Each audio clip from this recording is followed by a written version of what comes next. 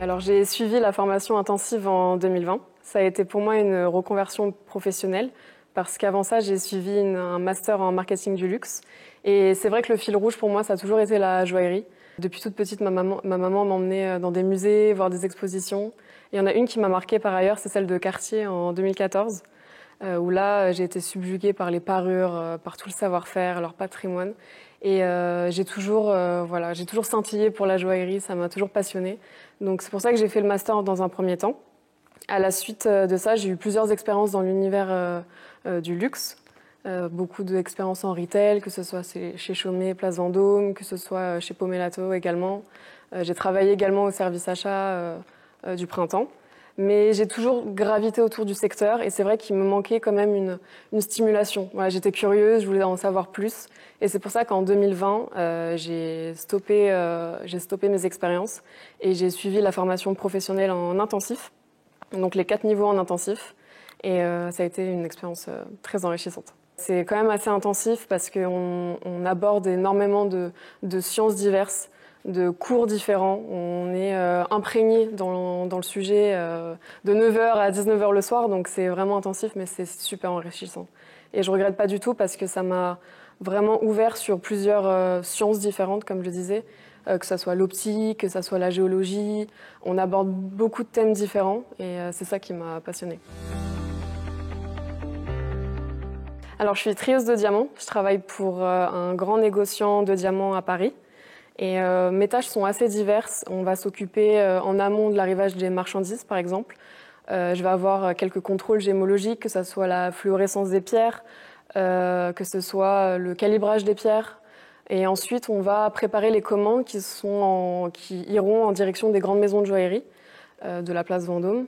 Et on va préparer ces commandes donc avec la pesée des pierres, voilà, toute cette élaboration de préparation de commandes. On va aussi avoir quelques contrôles qualité de temps en temps. Voilà, donc gérer toutes les commandes de A à Z pour tous ces grands noms de la place Vendôme. Par exemple, pour la fluorescence, on va avoir une grande plaque de fluorescence où on va traiter la fluorescence. Je vais travailler beaucoup avec ma précelle, avec la balance également, avec ce qu'on appelle un diamond boy, donc où on va calibrer les pierres. Le réfractomètre, ça sera plutôt dédié aux pierres de couleur, pas forcément aux diamants. Donc voilà, j'essaie tous ces outils en fait au quotidien qui m'aident à travailler. C'est une science qui est passionnante parce qu'elle regroupe plusieurs sciences en elle. Et on a aussi cette notion de rareté. C'est vrai qu'on traite quand même des diamants qui sont en provenance de plein de gisements dans le monde. Chaque pierre est différente, chaque pierre est unique. Et de savoir qu'elle sera plus tard portée par une grande cliente, qu'elle sera elle-même portée sur un magnifique collier. Tout cet enchaînement, en fait, et faire savoir que j'en fais partie, c'est ça qui me fait rêver. Ça serait la Tsavorite. Ouais. La Tsavorite, c'est forcément le diamant, parce que le diamant, c'est une gemme complètement à part, qui a ses propres caractéristiques optiques, chimiques, physiques, complètement incroyables. Et c'est ce que je traite au quotidien, donc forcément, c'est une pierre qui me plaît. Mais en termes de pierre de couleur, ouais, je pense que la Tsavorite, c'est l'une de mes préférées. Tu peux nous la décrire un peu, parce que je vois pas du tout. Oui, alors c'est celle-ci. C'est une pierre verte, donc uniquement verte, que l'on retrouve au parc de Tsavo, à la frontière tanzanienne. Et c'est une pierre qui est 800 fois plus rare que l'émeraude et qui a une intensité de couleur, pour moi, beaucoup plus belle. Une pierre aussi plus dure, plus résistante. Ouais, en fait, je sais pas, c'est cette couleur en fait qui m'émeut et qui me plaît. Voilà, c'est la pierre qui m'a fait vibrer pendant mes études, on va dire. La rigueur. La rigueur est une qualité essentielle. Il faut être quand même assez concentré parce qu'on traite des gemmes, pour ma part très petites, parce que je gère des pierres entre 8 dixièmes et 42 dixièmes, donc c'est quand même une toute petite dimension. On a énormément de carats à gérer aussi, donc forcément il faut être très concentré, très rigoureux, avoir une méthodologie impeccable. Et puis l'autre conseil et l'autre qualité je trouve qu'il faut avoir, c'est la curiosité, parce que il faut s'intéresser, il faut regarder des reportages, parce que c'est un monde où l'on découvre des nouvelles pierres assez fréquemment. Il faut être un peu au courant de ce qui se passe, même en termes géopolitiques. Voilà, la curiosité, s'intéresser et ne pas hésiter à regarder, comme je l'ai dit, des reportages, voyager. Voilà. La curiosité et la méthodologie, pour moi, c'est très important. Alors moi, je conseille d'être un peu patient, de ne pas vouloir aller trop vite. Parce que c'est vrai que quand on sort avec un diplôme de gémologue, on a tout de suite envie de travailler pour des belles maisons de la place Vendôme. On a des grands noms qui nous attirent. Mais je pense qu'il est important d'abord de viser les fournisseurs, de travailler peut-être dans un atelier, comme j'ai fait, et de comprendre un petit peu voilà, les qualités par fournisseur, comment fonctionne ce monde, et pour pouvoir plus tard acquérir la maturité pour travailler pour de grandes maisons. Mais je pense qu'il faut être assez méthodologique dans sa recherche d'emploi et ne pas vouloir accéder trop vite aux grandes maisons. Et puis ne pas hésiter à faire des salons aussi pour agrandir son réseau. C'est très important parce que c'est un milieu quand même très confidentiel, très niche. Donc ne pas hésiter à contacter des gémologues, à se renseigner, savoir leur parcours, poser des questions. Moi, c'est ce que j'ai fait et c'est vrai que ça m'a amené là où je suis aujourd'hui et je sais que je regrette pas du tout parce que c'est très important en fait. Parce que je travaille pour des grands noms et maintenant je comprends mieux comment ça se passe aussi et voilà. Je trouve que c'est important de d'abord travailler pour un fournisseur ou un atelier ou même un joaillier, mais ne pas brûler les étapes, être patient, ça viendra. Je pense que le diamant m'a apporté énormément, encore une fois, de rigueur. C'est un énorme marché, forcément. Il y a beaucoup de négociants à Paris. Donc, on a quand même une vision assez globale de ce qui se fait sur le marché. Maintenant, à la pierre de couleur, on est plus à même à avoir des émotions, je trouve. C'est deux mondes complètement différents. C'est vrai qu'on a deux entités, voilà, le diamant et la pierre de couleur, c'est deux métiers complètement différents. Les deux me plaisent, j'aimerais bien toucher aux deux. Mais pour l'instant, ça sera le diamant. J'aimerais travailler pour une belle maison, peut-être au service achat, ou alors voyager. Aller dans les mines directement. Voilà, il y a tellement de choses encore à découvrir pour ma part.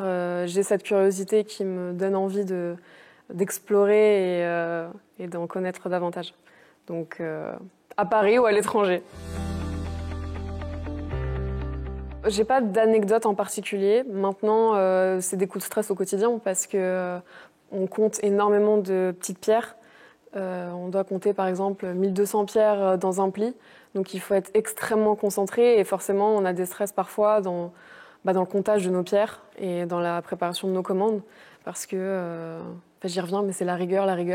Et il m'est arrivé de recompter mes pierres parce que j'en avais oublié 30 ou j'en avais mis 30 de plus. Donc ça des coups de stress parce qu'il faut être hyper rapide et en même temps hyper concentré, aller vite et ne pas se tromper dans la qualité en fait de nos pierres parce que forcément le diamant a plusieurs qualités et nos clients recherchent plusieurs qualités donc il ne faut pas se tromper dedans. Je pense que ça a été plutôt dans mes expériences en retail quand je travaillais chez Chaumet Place Vendôme. J'ai eu l'occasion de voir des pièces, des parures incroyables. Et c'est ça, en fait, aussi qui m'a poussée à faire mes études de gémologie. C'est en voyant le produit fini que j'ai voulu en savoir plus sur l'origine, en fait, des pierres. Je parlais aussi beaucoup avec des gémologues qui étaient eux-mêmes conseillers de vente et voilà, qui m'ont fait connaître l'école et qui m'ont passionné eux-mêmes, qui m'ont raconté plein d'histoires superbes sur les pierres et leurs origines. Donc j'ai voulu, moi aussi, en savoir plus. Et c'est pour ça que j'ai fait ces études de gémologie. Mais je pense que vraiment, tous ces moments de grâce que j'ai vécu avec des clients ou même regarder toutes ces parures incroyables, c'est ça qui a été mes moments de grâce. Voilà. Et de savoir aujourd'hui que je suis voilà, dans le... Comment dire ? Ouais, à l'origine de ça, c'est encore plus. C'était à l'exposition Cartier. C'était la parure du Maharaja de Patiala. Où il y a d'innombrables pierres plus grosses les unes que les autres. Là, j'ai été un peu subjuguée par la parure en elle-même parce que c'est vraiment un plastron énorme. Donc là, ça a été incroyable. Après, chez Chaumet, ça a été leur diadème. Leur diadème plus magnifique les uns que les autres. J'en ai un en tête, c'est le Perspective, qui est sublimement fait, un savoir-faire incroyable.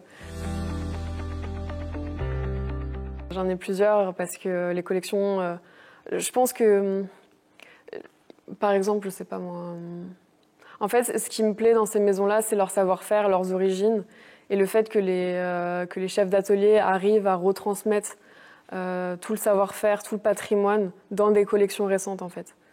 Ça, je trouve ça incroyable. Oui, je suis complètement nulle en maths et en physique. J'avais plutôt un profil littéraire à la base. Et puis après, voilà, j'étais bonne en marketing ou dans des sciences plus communicantes. Mais en fait, ces études m'ont appris à aimer des matières un peu plus scientifiques comme la physique. C'est pour ça qu'en fait, j'ai adoré ces études. C'était passionnant parce qu'elle m'a vraiment ouvert sur un monde extérieur beaucoup plus riche. Et j'étais pas du tout une matheuse ou une physicienne à la base. Donc vraiment, j'encourage tout le monde à y aller parce que je me suis découvert une passion et je pensais pas du tout en être capable. Donc, ouais. Donc aucun regret. Aucun regret. Aucun regret. Aucun regret.